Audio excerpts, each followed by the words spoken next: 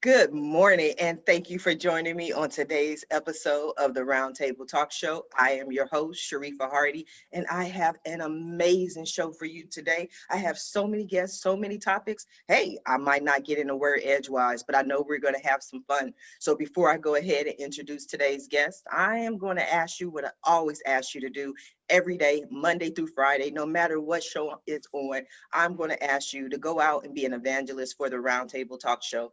There's some entrepreneur, some business owner, some individual in your life who needs this information. Our guests are here this morning to share their story, their journey, and their expertise with you and our audience. And your friends are not going to have the information unless you go ahead and share it with them. So maybe they're asleep, maybe they're working, maybe they're trying to take an online course. But I'm telling you, this information will change their lives. So you have to go ahead and share it, because friends don't let friends miss out on the Roundtable Talk Show. So while you're going to go ahead and share the show with your friends, I'm going to introduce you to our very first guest, Mr. Brian Adams. Brian Adams is the president and founder of Excelsior Capital, where he spearheads the investor relations and capital markets arm of the firm. He has 10 years of experience in real estate, private equity, and has advanced knowledge in best practices for strategic real estate investing. Good morning, Brian. How are you? Good morning. How are you? Thank you for having me.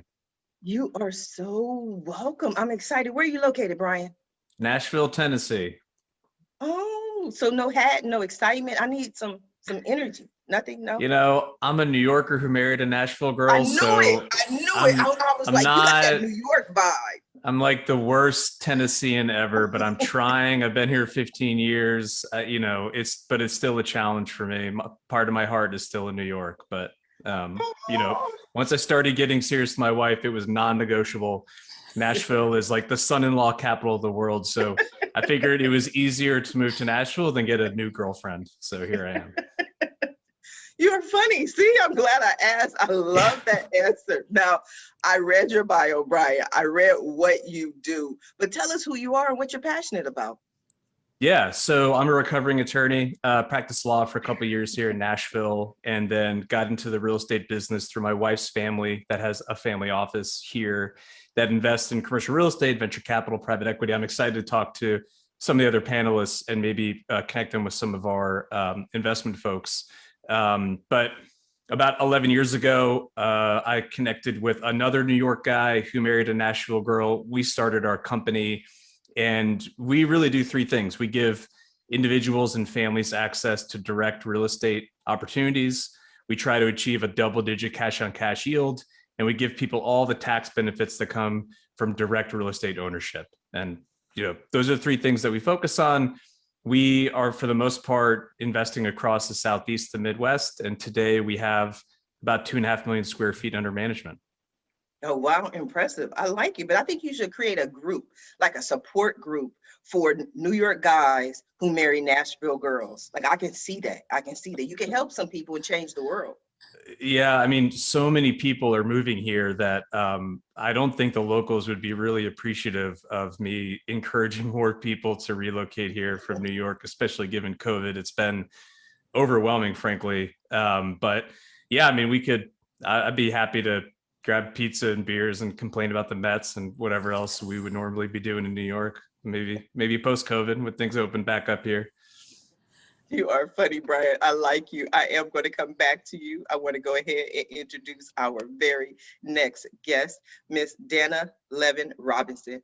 Dana is the CEO and co-founder of Upfront, the first site dedicated to pricing transparency in daycares. She is the former chief of staff at VirtualHealth, a growth stage health tech company that was named Deloitte's 39th fastest growing company, and spent years in various advertising agencies. Where? New York City. Good morning, Dana. How are you? Good morning. Thanks for having me. Tell us about yourself, Dana. What are you doing What's going on with you? It's oh my God, what didn't go well? I had a pandemic baby, so that was very interesting. Wow. I'm from New York. I'm not from New York, but I've been living here 10 years, so I officially earned my New Yorker card and had a baby right in last March. So he's turning about a year old, and I always joke I have two babies, the company and the actual baby. And it's been interesting, and especially because our company works with so many parents. We're focused on daycares and preschools. It's been really interesting actually being part of the consumer group myself for the first time. And actually, it's one thing I think to work on a company that you can kind of talk about the problems, but it's another one to really feel the problems. And that's where I'm at, and it's been awesome, exhausting and awesome. I love it. So when he gets older and he actually gets to go outside, he's going to be blown away. He's going to oh my God, people actually are outside. Yeah, no, he's pretty friendly. He sees people around Central Park. He's really into animals. He kind of screams at the Central Park ducks. We're gonna have to work on that. But it's great. It's honestly it's given us so much more time together, I think, as a family. And so that has been a blessing. But it's also it's a weird year to have your first kid. Yes. I think anyone here who has children, you don't really know what you're walking into, and then having that during a pandemic is just an incredibly strange situation. None of us planned on it. Absolutely. Absolutely. So why the need for transparency in daycare? Because it's not out there and people don't think it matters. No joke, yesterday, we're fundraising right now. I got an email from an investor saying that prices don't matter for daycares, that parents don't think about price when they're choosing childcare. And any of us who have ever talked to any parent, we know that's not true. We know money matters. Unless you truly have, you are Beyonce and you have three nannies, money matters. And I think not enough people talk about that because the numbers are really difficult to find. These businesses intentionally hide it because they want you to come on the tour. They want you to stretch your budget and go above what you're able to afford. And we're the ones really changing that and saying, that's not acceptable. We're not okay with that situation. And we're going to be the ones putting the prices out there. And by the way, not everyone's cool with that. We've gotten some emails that saying you're not allowed to do that. And we're essentially pushing back and saying, yes, we are. Yes, I agree with you. I agree with you 100%. I was a single mother who raised two children. And aside from just the transparency, my biggest issue is I felt like daycares need to understand or do some type of planning when you have multiple children. I mean, 3 kids at what, $500 a month? That's $1,500 for you to watch my kids. It's the same kids. Put them in a room. Higher. The national average, by the way, is around $1,200 a month. And I'm not even talking about New York where it's like 24. It is a lot of money. So for us, I love it when I read, people saying that money doesn't matter, because it absolutely does. It does. It absolutely does. Now, Dana, I am going to come back to you, but I want to go ahead and introduce my next guest. And we have 2 that joined us today. I'm so excited to be able to meet Adreanna and Amanda of Peace and Plenti. They're co-founders, visionary, and chief voice officer. Amanda's a Canadian native. She now lives where? In upstate New York. I think this is the New York themed show today. I don't know how that worked, but it did. So they are diehard NFL fans, 5-time fantasy football champs. They're excited New England locals. Good morning to Adreanna and Amanda. Good morning. Hello. We are so excited to be here.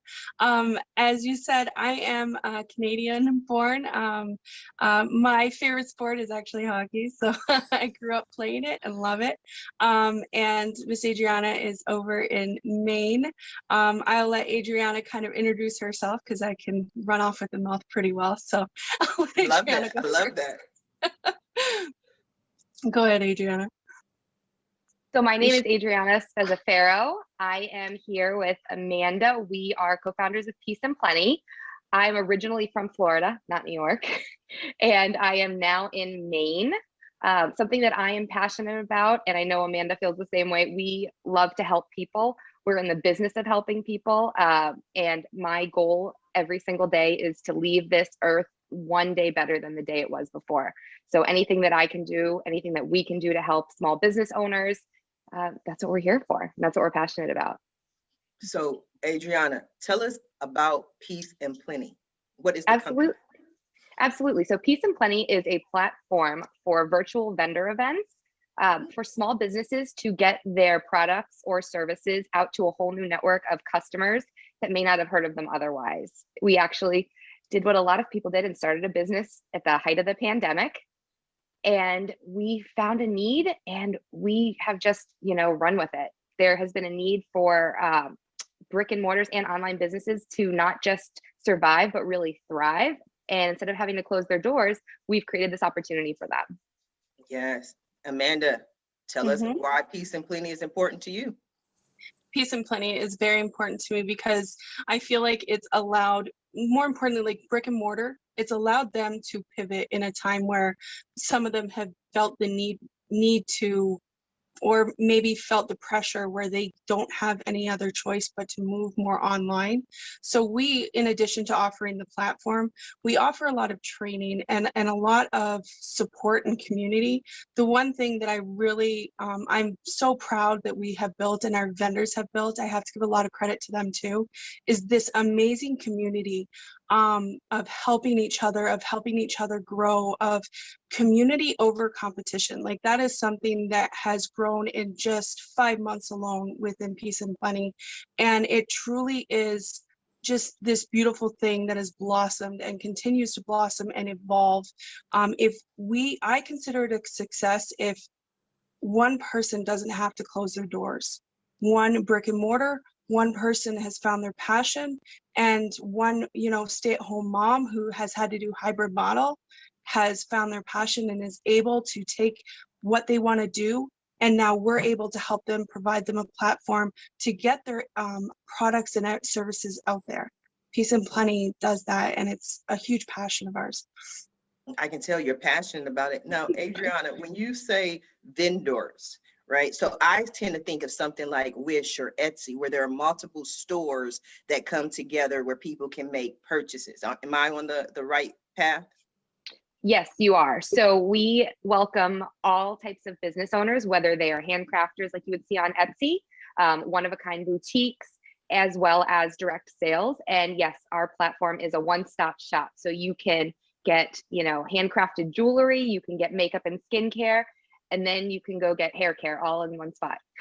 No, I love that. And then you also have support for them, because since it's everyone advertising and everyone pushing the traffic and the visitors to the website, everyone benefits.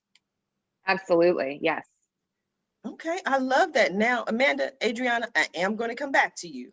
I'm not going to leave you alone, but I want to go ahead and introduce our next guest, Miss Janine Bolan. She is the CEO of 5 businesses. We'll find out if any of them are in New York City, but she's also a fellow podcaster that can add value to her listeners regarding finances, spirituality, and business building. Good morning, Janine. How are you? Good morning, Sharifa Hardy. It's finally wonderful to make your acquaintance and to be here on this round table. I have been looking forward to this for several weeks. We finally made it happen, didn't we, girl? We did. I know. I've been excited and talking. Yeah. She says, Sharifa Hardy. I'm like, oh, the only person who says my full name is my mom. You know what I mean? Like, I feel like I'm in trouble. I didn't use your middle name. So as long as I don't use your middle name, you're okay. That's when you know it's going down. That's when that happens. But yeah, I'm a single mom myself. I have 4 kids and I just started multiple businesses. And as I did that, I am sorry, none of them are in New York City. Oh. They're all located up and down the Front Range of Colorado. So I'm coming to you from about a mile high and just wanted to share with you a little bit of the Rocky Mountain air out here. Well, we can't see it. I gotta, next time we need you outside, if the air blowing, and that's great. I love it. What are you passionate about, Janine? I'm passionate about helping people with a little bitty idea. So some people have called me the thriving solopreneur because those little bitty ideas are what really help you derive your passion. And so I have 10 books. You had asked us to bring a book on the show. Well, I've got 10, so that would be a little difficult. But the thriving solopreneur, I think, is the one that was most appropriate for your show. Those little tiny ideas that they have, how they go about building them, how they go about building their cash, and living debt-free. So my authorship started with debt-free living several years ago, back in the dark ages of 2002. And I've been teaching people debt-free living ever since. But what I love about Amanda and Adriana and what they're doing is then once they have cash actually coming in, then they can move on to a platform and help them with that. And then we got Dana sitting there going, ooh, and let me help you with lowering your childcare expenses. As single mothers, we understand that. It's basically another mortgage payment, isn't it, ladies? And Yes. then when we have an opportunity to finally start getting money building up, then you need somebody like Brian to come along and help you with your financial plan. So it's like, I can't wait to hear what Christopher does, because I know I can build a network and something around him. Okay, so then what we're going to do is we're going to come back to you because we have to hear your take on Christopher. Now, our next guest is Mr. Christopher Tufford. Christopher is SAS founder and CEO. He's a serial entrepreneur. He's a poker enthusiast. He's a professional superbike racer, Toronto Maple Leafs fan from Burlington, Ontario, Canada. Good morning, Christopher. How are you? Good morning. How are you doing? I'm excited to have you here. Tell us about yourself. Married, father of a son. My company, Green Apple Pay, is a digital fundraising platform that helps organizations like nonprofits and community groups create new digital recurring revenue streams through spare change and cashback rewards by making it simple and easy for their stakeholders to contribute through their normal everyday spending, sort of like a cashback rewards program for organizations. I like that, but it's so funny. You said certain words because my friends always laugh at me. We'll be out, especially I'm in Long Beach, California, huge homelessness rate, which I'm trying to work on, especially running for Senate. But we'll be walking down the street and someone will come up and they're like, you have any spare change? And I'm like, no such thing. There's no such thing. Like all the change I have is mine. It's not spare. So I love the term, but hey. I'm also, I'm not in New York. I've been to New York, and I'm about a half hour from the Ontario-New York border. So that's about the best I can do. So you're a poker enthusiast. Yeah, so I ran the largest amateur poker tour in Canada back earlier in the 2000s, from about 2005 to 14, under license to the World Poker Tour. Mm-hmm. Why poker? Why you love poker so much? It's a great strategy game. It's the deeper you get into it, the more you realize it's there's always luck involved, but the deeper you get into it, the more strategy it becomes. It really becomes a bit of a 3D chess game sometimes. Oh no, I was just asking because I love poker. Like if I were to go to Vegas, my game is poker, and I really believe that poker symbolizes life. You truly have to know when to hold them and know when to fold them. So I was just kind of trying to get your take on poker and its application to life. Now, I have another question. You're a serial entrepreneur, and I always ask people who say they are serial entrepreneurs, do you feel like it was something in you that just always made you want to be an entrepreneur? Do you have a family that are entrepreneurs? Like what made you just start a business after business after business? I don't know. That's a good question. My mom was a teacher, and my dad was a sales manager in office products. So I don't really have much of an entrepreneurial streak there. My mom's father owned a painting business. That's the closest thing I probably have to it in the family. I remember being 6 years old and opening up a lemonade and a Kool-Aid stand, on the street near our house. So I kind of started early. I did stuff in high school that was sort of business related like that. I left college after 2 years to start my first business, so I didn't even finish college. 6-year-old out there selling lemonade and Kool-Aid. I think that is so cool. I think I haven't heard many people at 6, maybe 8, 11, but 6. I like it. We're gonna have to learn from you today, Christopher. Now I'm gonna go back over to Janine. We got Christopher. Okay, so also a serial entrepreneur, but I was in the Midwest at the time, and so I sold earthworms to bait shops. Yes, I was that kid. So serial entrepreneur, and definitely you can learn a lot from serial entrepreneurs. You want to be their best friend because they will help you see the things that they have tried and failed. A lot of Absolutely. entrepreneurs will think, oh, but what I'm going to do, that won't fail because you didn't have what I had. And trust me, serial entrepreneurs have systems. And if you focus on your systems, then you'll be successful. And a lot of times people get into business and they don't think through the systems. So Christopher's somebody that definitely can help them with strategy as well as tactics. Absolutely. Now I'm reading on my screen, Janine, that you are a podcast producer, correct? Correct. I have 4 shows that I run right now. Okay, so you just can't just do something once. Like you're not just one book, you gotta have 10 books. You can't just do one show. You have to produce 4 shows. Correct. And that is because once I have a system, once I know how to do it, it's just turn the crank and keep it going out. I have a lot I want to share with the world. And I was told on multiple occasions throughout my life that I was going to die. I was given a Oh, death wow. sentence 3 times. I was struck by lightning, fell off Oh, wow. horses, car accidents. Wow. And so I'm staying with away that, from you. yep. But with all of that, you learn to really live life at full speed. And for those who find me annoying or exhausting, I'm like you, there is no such thing as spare change. There is no such thing as spare time. I am here. I know I'm on borrowed time. And so I keep moving. But I want friends like all these wonderful people we have on the roundtable now. I want to learn as much as I can about you because you're doing great stuff. And that means I don't have to build a system because you've already got it working and going on. So that's what's exciting about today's roundtable. Okay, so Janine, we need to know if you're, you really mean what you say. If you want to be friends with everyone, you say you're a podcast producer, 4 shows, that means you should be really good at coming up with questions. So you have one question that I'm going to ask each guest. What is that question? Why do you do what you do? That's the same as what are you passionate about? Like I need something a little, No, I'll disagree with you, sweetheart. And, it's and, not and, and with total respect, why do you do what you do is very different from what are you passionate about? true. Because it's an So, action verb. Why, what do you do or what are you passionate about is what gets them started, gets that inspiration, gets them, but why you do what you do, that's the motivation. And so that's true, how I clarify it. But that's because I'm an author and I'm very picky about words. So don't worry about true. me. I'm not worried about you. I like you. You good. Dana, why? What's your why? So I think there is a difference in that question. I'll agree with Janine in that in terms of passion, absolutely we're passionate about affordable childcare and bringing that transparency. But what do? What I do? I could have worked for another childcare company. I could have worked for another company that has similar goals, but I do what I do. I'm a founder of a startup because the truth is I wanted to control my own destiny. I had worked for larger companies. I had worked for other startups.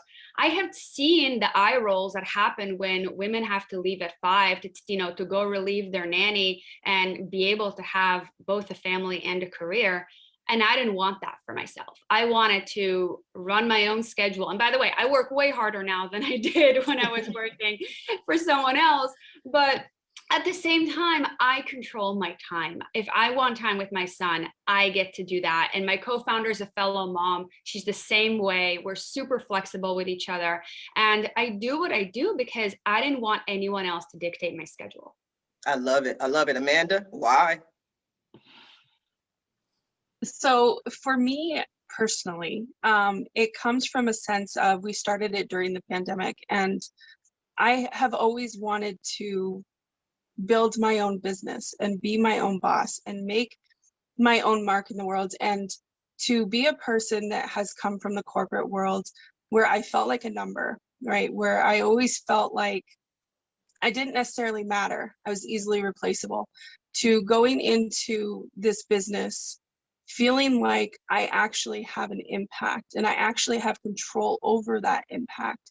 It is something that is almost, I can't quite put into words, but to have an impact on somebody else's life and to know that you're actually helping somebody. Whereas when you're in the corporate world, you don't necessarily see where your work the end point of your work or where that helps somebody. So for me, it's about service, and it's about service for other people. And also my daughter, my son, them being able to see me do what I want to do with life and having them know that they can do that too. And I know it sounds so cliche, but it's very true. And I'm very passionate about doing what I feel called to do in life instead of what society says we need to do, if that makes sense. It makes perfect sense. And I believe that cliches are cliches for a reason. And that's usually because they're true. So, Christopher, why? Well, in general, I think as an entrepreneur, I want to echo what Dana's points were in terms of being able to sort of control your time and control your destiny.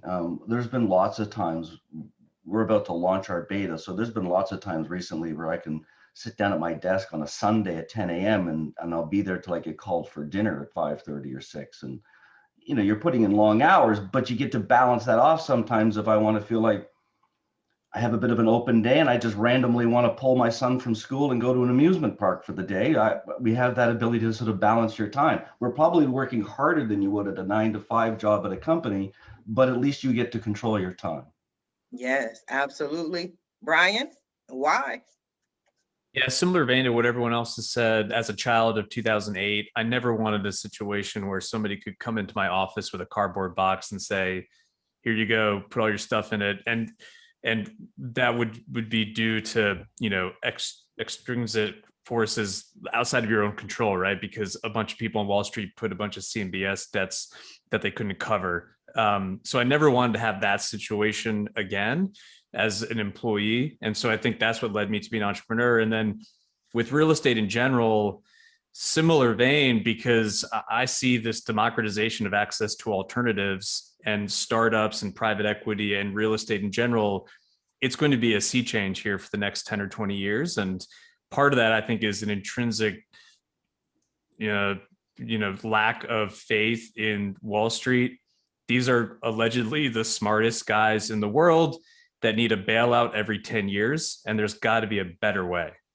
Yeah, see, you know what you're talking about. I can definitely tell. And then you said that cardboard box. I was laid off 8 times. So when I wrote my first book, it was actually called "And Here's Your Box." And people were like, "Why did you name it?" I was like, because each and every time they always give you the same spiel, the same little, "You're wonderful. You just won attendance award, and your employee review was wonderful. But Sharifa, here's your box. Take all your personal items and everything off your desk because you no longer work here." So I definitely agree. Adriana, why? So my why, I guess, is twofold. To Amanda's point, I am a bonus mom of 2 young ladies that are extremely intelligent and have great education. And I want to be able to be the best role model for them that, you know what, if you are called to do something, if you believe wholeheartedly and have a mission behind what you're doing, whatever that is, whether it's a lemonade stand or a business, or a business like Peace and Plenty, you put your heart and soul into it 100% and you will see the returns pay out in dividends. The other reason why I do what I do is to really lift the voice of the small business owner and change the face of small businesses. I think sometimes they get a bad rap. I think there's a stigma that it has to be done a certain way. And I think that has to change. I think COVID taught all of us that things have to always be in perpetual motion to change and be one step ahead. And I want to help others with that. I love that answer. Now, Adriana, I'm gonna ask you something weird, and I like asking weird questions, right? Go because for you're it. sitting there talking, and all I see in the background is family, which tells me Oh, that I forgot family you is can see that. no, but family is important. But then as you move and as you talk, I keep seeing different letters. So I just want to see what else is on the other side of. Oh, eat, drink, enjoy. Yes. I like that. And what's the large letter at the end? The other way? S. Oh, it's just S. It's just the S. Yeah, for my last name. Oh, I like that. The next show, you might see something similar in the background. I'm just going to let you know in advance. Okay. Yeah. I think at the end of the day, family is everything. And family, of course, it's your DNA, it's your blood, but it's not always that. Family is the people that you surround yourself with. That's your support system. That's your, those are your ride or dies, right? Those are the people that are there no matter what. And no, at the end of the day, whether I'm working, 18 hours or 18 minutes, I go back to family. We go back to family. Family is the root of everything. Yes. Now, Janine, we asked your question. What are your thoughts? Did we do it right? I think we did it just fine. I think it's great. And to kind of chat a little bit about what was going on with me, my why really motivated me to do something exceedingly outside of my normal bandwidth, which was I was an analytical biochemist working in the pharmaceutical industry as one of the lab rats, as we like to refer to ourselves. I was in automation and robotics, and this was back in 1996. I was not handed a box. However, what ended up happening was because I became pregnant, I was no longer allowed to do the job that I had spent 15 years training myself to do. Was no longer allowed into the laboratory because I was pregnant. And back then they didn't have maternity leave and that sort of thing. So I decided I was not only going to leave corporate America, I was also going to homeschool my children, and I ended up having 4 that I homeschooled. And so that is how I ended up becoming this entrepreneur that just builds and builds and builds with systems and automation. So one of the things that really drives people, and what I've loved hearing about everybody, is controlling their time, which is in essence saying, I want to create my own life. Thank you. Yes, I definitely agree. Dana, another thing that I heard in all the whys is about children. Like children are the driving force, wouldn't you say, in a lot of these decisions? Yeah, I fully agree. And kind of as I said earlier, I was running this company before I had a son, before I had my baby, and now I'm running it after.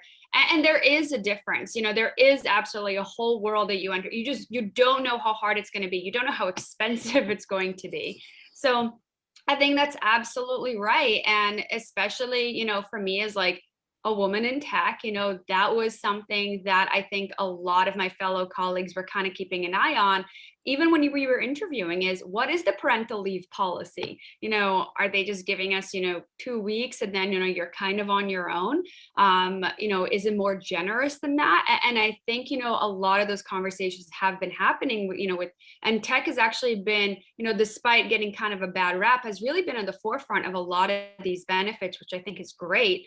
But it's been something that I think, has been talked about a lot more even in the past few years. And, bringing it back to, not New York themed, but New York State is actually one of the most progressive about this. We have mandatory 12-week, leave, not at 100% of your salary, but, a portion of it. And I do think like there is a policy piece to this. I don't think that's enough, for all of us to get together on a panel and talk about how necessary it is, or, do posts on Facebook. Like it goes all the way up top. So, that's something I'm personally really interested in seeing how it develops, and really sort of optimistic about is there does need to be a policy change. Mm-hmm. Christopher, yeah. I would love to hear your thoughts, because one of the things that you mentioned is how important being able to do activities with your son is. Yeah, and part of the genesis for Green Apple was born from him. I was involved in a lot of the different fundraising events for my son does high level sport karate, so he competes in tournaments, and the team did a lot of fundraising, but old school stuff that the parents controlled, right? Barbecues and bake sales and used clothing, electronics drives and raffle ticket sales and t-shirt sales and all the old school stuff. And plus the stuff I saw that was happening at his school, similar.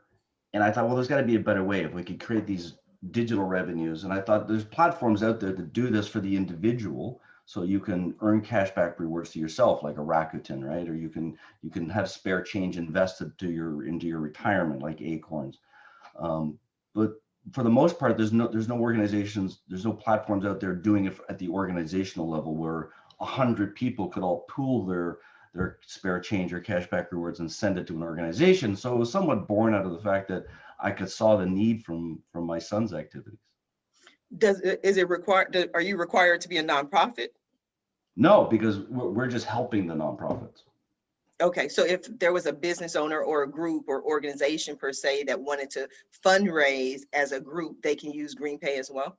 Yeah, they could use Green Apple Pay too. Green Apple Pay. They don't have to be a registered charity. We can do it for charities, nonprofits, churches, schools, recreational sports teams and leagues and other clubs and organizations, community organizations like food banks, all that kind of stuff. If you fundraise as a primary or secondary aspect of your operation, then we could help you. But it's for one specific goal, if I'm understanding No, this it could correctly. be ongoing, right? It's just a way to sort of create ongoing recurring revenues to the organization. I like that. So, because I love to learn. That's why I do this show. I tell people I do this show for selfish reasons. I want to be the person in the know who knows all the different trends and what's going on in the world. So, because I just want to make sure I understand this correctly. So, Christopher, I have a church and I want all the congregation to pool their resources. So their spare change is collected and we can use that. Do we have to reach a certain goal or anything like that? No, it just accumulates in a digital wallet, and then the organization just draws out of the digital wallet on an as needed basis. So they can, it's a good idea to give your supporters a target of why you're fundraising, what you're fundraising for or towards, but then you just draw it out as needed. You know, you could be pulling it out monthly if you wanted to, but I expect most organizations are going to be pulling it out quarterly, semi-annually, annually. Is there a fee to the organization? We just do a rev share split. So there's no upfront cost, there's no setup costs or monthly fees or anything. We just do a rev share split. We don't get paid unless you get paid. I like that. I'm gonna have some new guests for you momentarily. I saw someone go off on mute. Someone had a question. Yeah, I have a question for you, Christopher, about that. Yeah. So is it an app or is it a functionality that can be added into a website when people make a purchase? Is it both? Is it none of that? So it's web-based right now. The app will sort of come down phase 2. We're just launching initially with the transaction rounding to create the spare change and what we call an add-on, a bit of a poker analogy. So people can just add on a fixed amount at the end of the month. So whatever the spare change totals up to at the end of the month, $20, we could say throw on another $20 and make it $40 at the end of the month. Then down the road, we'll start plugging into organizations so that you can start creating cashback rewards by sending tracked spending to retailers online or bricks and mortar. So we could then start connecting into a platform like yours, so you could send traffic to your retailers in exchange for a commission that then goes back to the organization that the person shopping is supporting. I like Absolutely. that. So this is what we're gonna do. I'm gonna sign up the organization, the company as Sharifa. And then my first person I'm gonna sign up or get to participate is Brian, because Brian's an investor. He has a lot of resources. So Brian, I need all your spare change. You with me? Yeah. So I'm actually sending Chris a note right now that our family invested in a company here in the States called Kindful. I'm going to send him a note and happy to hook him up with the management team. It actually just went through a transaction, got bought by a larger group. They had a lot of success. I mean, it took a while, but it was basically a white label concept that nonprofits could use because they always have a great mission statement, a good network, but they're terrible at fundraising. And so this really helped them streamline all of that. And I can't remember, I think a strategic bought them, but I'm happy to introduce you to the folks. They're based in Nashville, if it'd be helpful at all. Okay, sure, thanks. No, Brian, that was wonderful. I'm pretty sure the company appreciates it. Christopher appreciates it. But I noticed you did not answer my question. What was the question? Sorry. I wanted to make sure I got the note out to Christopher before I left my head. Brian. Oh, for your show? For Ask Sharifa. Okay. What's Just the in mission perpetuity. statement? Okay.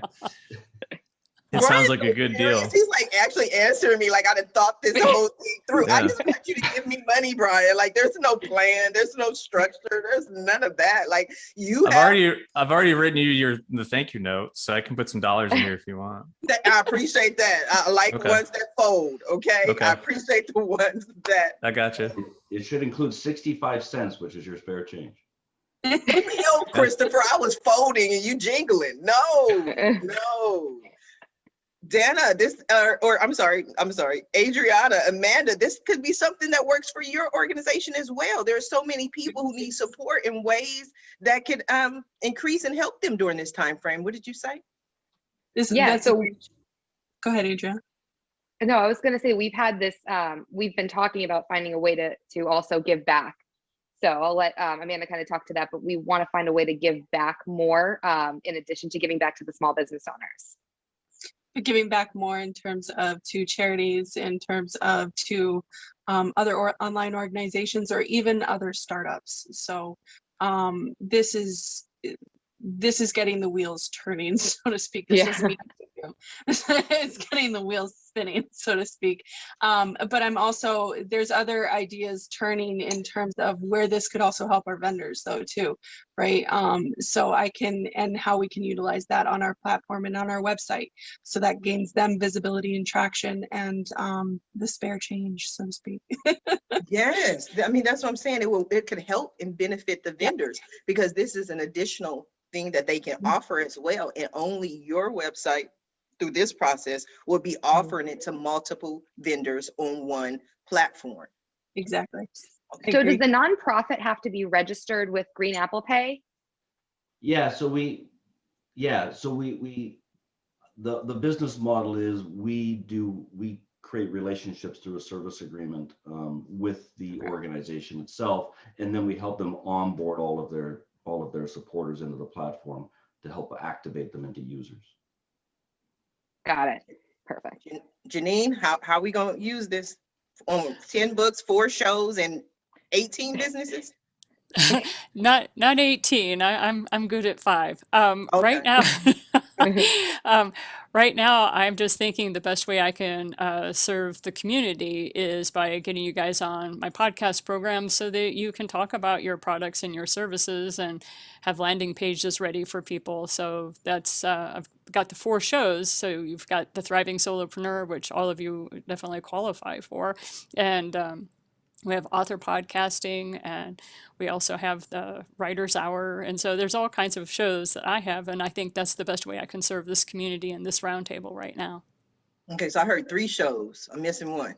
That's the Practical Mystic show. That's the woo-woo side of my life. Yeah. Ooh, let's talk about that. I love woo-woo. What is the Practical Mystic? Honey, I'm a mile high in Colorado, so we've got lots of woo-woo out here.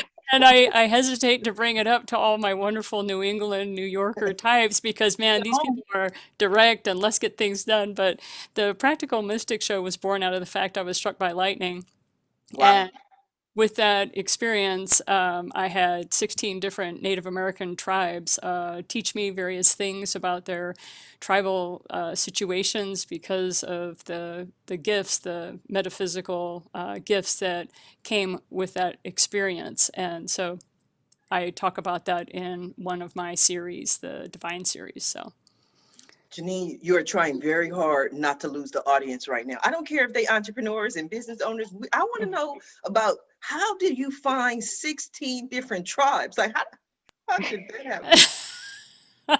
Well, the thing is when you are a mystic, as I like to call anybody that has any sort of extrasensory perception, please realize I was also a scientist for years. And so to move into the woo-woo camp, I do so and I tread carefully.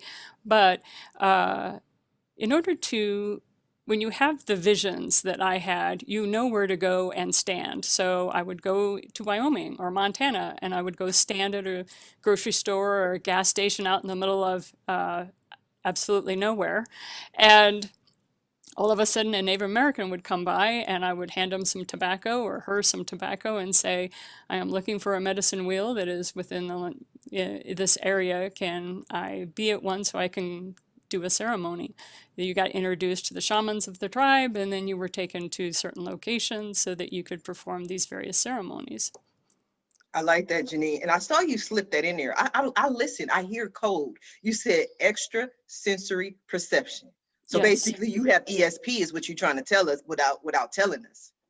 Yes, I am a psychic, but not the kind that do very well for Hollywood. I will fail epically. I'm not like a Renee Brown or somebody like that who has those sort of mediumship skills. My skills is in spiritual healing. Okay, we're going to talk. I'm going to come on that show. Adriana, your thoughts? Love to hear it. You're speaking my love language right now, Janine. Like Amanda and I, and I'm speaking for both of us, we are super passionate and spiritual and very into all that you're talking about. And I want to hear more about your ceremony that you went to, that you attended and participated Yeah, in. I'd like to offer the New Yorker point of view that if someone in a grocery store offered me tobacco, you know not to take that as a New Yorker. Like you do not take that. It doesn't work the same. It does not work in my part of town. It just Don't take anything someone offers you in a grocery store. It will not end up well. You just got to change what you being offered, because I live in Long Beach, California. It won't be tobacco, but I guarantee you, people, they barter here. No New Yorker will take it. We are very skeptical. I don't think Janine was in the grocery store. I think she was standing out front of the grocery store. Yeah, no, we would still not take it. That's what I mean. It's arguably worse. Arguably, Yeah. Absolutely. We're going to come back to, I want to ask Amanda, but I want to go to Brian. Brian, are people offering tobacco out there in Nashville? You know, I think Tennessee is going to be one of the last states to decriminalize marijuana, although I am a former prosecutor. So I started my legal career as an assistant district attorney general here in Nashville, Davidson County. And not to take the conversation to a different realm, but people ask me about that experience. And the first thing I tell them is, you know, if we could decriminalize, you know, Schedule I drugs, you know, and not have 18 to 30-year-old Black males prosecuted, there wouldn't be a lot of jobs for DAs left in the world, frankly. That was the bulk of my work. So I personally am really happy to see a lot of these rollbacks across the nation. And I think with COVID, it's created a situation where the tax base on a lot of these state and municipality levels is leaving to go to the Sun Belt and the Southeast, and places like New York. I mean, I went to high school with Cuomo. Their hand is going to be forced. They're going to have to start initiating, deregulating a lot of these sinful activities and creating, you know, tax bases off of them, because otherwise they're going to have to continue to increase taxes on the remaining affluent tax base and decrease services, which is going to be a bit of a death spiral. So I think you'll see more and more states, municipalities open up that decriminalization in order to increase tax revenue. Well, And I'll chime in as well that I used to be one of the organizers at High NY, which is one of like the big event organizers in New York around cannabis. And I fully agree. I think it's going to make sense for financial reasons, but also for political reasons that the popular opinion does want it decriminalized. And I think a lot of the politicians are going to have to listen to that. And I think the way they're going to start is dip their feet into the medical grounds. And, you know, and that's kind of what New York has already done with sort of an approved list of conditions that you qualify for, and then open it up recreationally. I think it's always going to be kind of a two-step process. But yeah, but I absolutely think, I mean, I think was it like New Jersey already did it, and New York is following very soon. Yeah, I mean, it's interesting and I'd love to have Janine's thoughts here, because I think it does dovetail to be an entrepreneur. Oftentimes these concepts or ideas, they seem impossible until you hit some sort of tipping point, and then it becomes inevitable. Like we saw it play out with gay marriage. I think we're seeing it play out with decriminalization of marijuana use. You know, 10 years ago, it seemed impossible. And now it seems like the dominoes are just going to continue to fall. And it's a similar pathway, I think, for a lot of these states. Although Tennessee, I think it's still going to be a bit, although we do have a senator who is trying to propose some medical marijuana initiatives, but I think it's still going to be a pretty tough sell in this part of the world. Yes, I do want to hear what Janine has to say, but I believe Christopher was about to make a comment. I was just going to make the point that, you know, Canada being your sort of northern neighbor that you guys forget about, but our societies are so similar. We skipped right over decriminalization, went right to legalization, and now we have stores on just like Colorado started in the US and California. So they don't have to look very far to get examples that, is this a problem, or is this something that there's people are sort of worried about a boogeyman that doesn't really exist. I don't think you have to look very far than some of the states that have done it in the entire country of Canada. Mm-hmm. Yes. Christopher, you're speaking my language. As a Canadian living in America, you're speaking my language. And we just frankly just haven't seen sort of the, oh, this is going to cause massive problems with the, you know, addiction and everything else. You know, I think alcohol is still probably a bigger issue than marijuana. Yeah. I definitely agree. Janine? Well, since I am in Colorado, which is leading the Just smiling charge, and happy. leading the charge on all of this, I can tell you when I moved to Colorado 5 years ago, what was amazing was I had been in Colorado originally. Ohio State University hired me to do some stuff, and then I moved back.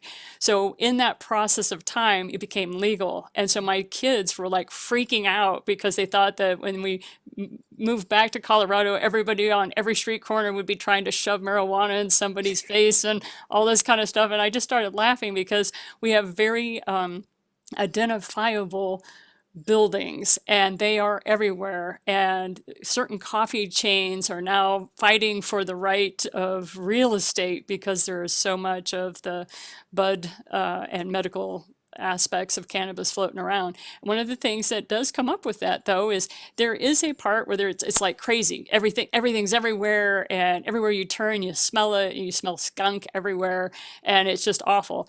But then you go through that chaos, right? As everybody kind of has, oh, it's free and I can do it anytime I want and smoke anywhere. And then it kind of balances out, and then society gets on with living.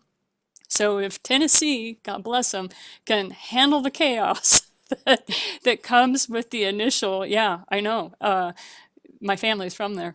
That's one of the challenges that you have is, you know how they talk about systems, you have simplicity, then you have chaos and simplicity. If you can handle the chaos, we will return to simplicity. And every entrepreneur on this roundtable knows what I'm talking about. There's that period of time where that great idea all of a sudden explodes, it catches fire. You're doing everything you can to put that fire out, and eventually the systems catch up with you, and then you have simplicity again. Absolutely, absolutely. I have completely enjoyed today's conversation. We laughed, we learned. It was a wonderful show. Now we are coming down to the last few minutes of the show. We only have about 9 minutes left and a lot of people. And what I love to do at the end of every show is just simply allow my guests the opportunity to speak directly to the audience, to everyone who is watching the show live, as well as everyone who is watching it in the archives, and let them know what you want them to take away from your appearance here today. And we're going to start with you, Dana. Sure.